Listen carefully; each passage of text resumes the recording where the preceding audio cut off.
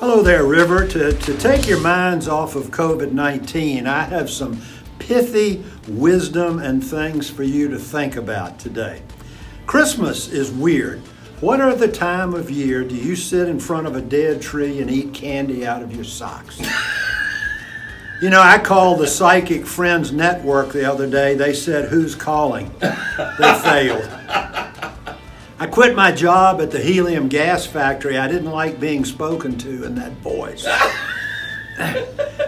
I used to be a mime. It's only now I can talk about it. Oh, gosh. I used to be a plastic surgeon, which raised a few eyebrows. I wanted to buy a camouflage shirt the other day, but I couldn't find any. I'm not afraid of dying. I just don't want to be there when it happens. If absence makes the heart grow fonder, a lot of folks must love their churches. If I could lose just 20 pounds, I'll be down to the weight I never thought I'd be up to. Is it possible to have deja vu and amnesia at the same time? I feel like I've forgotten this before. Here's a true statement. Money and power don't spoil character. They only bring it to light. My chiropractor is no comic, but he really cracks me up. Oh. My wife and I have decided we don't want any children. If anybody else does, we can drop them off tomorrow. Research, this is important, research has determined that the shelf life of fruitcake is longer than the shelf. We have our own laugh track here, folks. That's good. Santa Claus has the right idea. Visit people only once a year.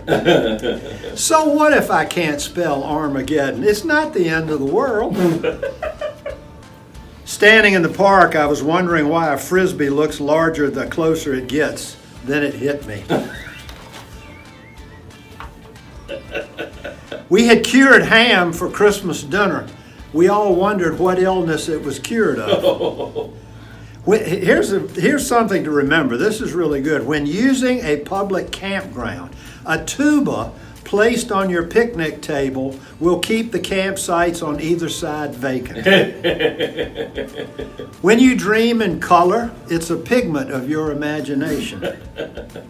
When you get to the point where you really understand your computer, it's probably obsolete. That's the truth. Why does toilet paper need a commercial? Who is not buying toilet paper? Particularly now. Why in a country where there is free speech, there are phone bills? And with that, would a fly without wings be a walk? Here's one I hit the other day that really tickled me. I was alone. I laughed a lot. People didn't say anything. Not this one. When I was in high school, I got in trouble with my girlfriend's father. He said, "I want my daughter back by 8:15. I said, "The middle of August? Cool." An older, this is the good one, an older, somewhat confused fellow was asked if he had a favorite Bible story. He replied, "Of course." Then he proceeded to tell and massacre various noteworthy scripture passages as he said the following. One day when the Queen of Sheba was a-coming down to Jerusalem, she fell among thieves.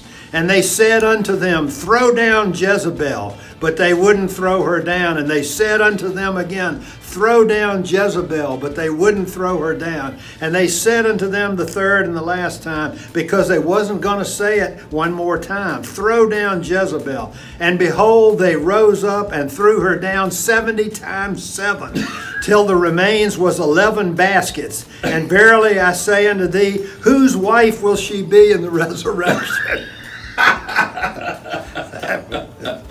Oh, shoot.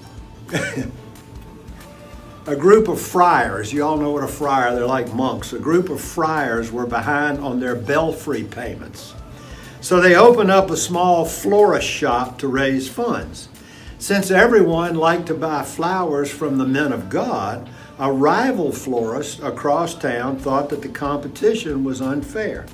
He asked the good fathers to close down, but they wouldn't do it. He went back and begged the friars to close their doors, but they ignored him.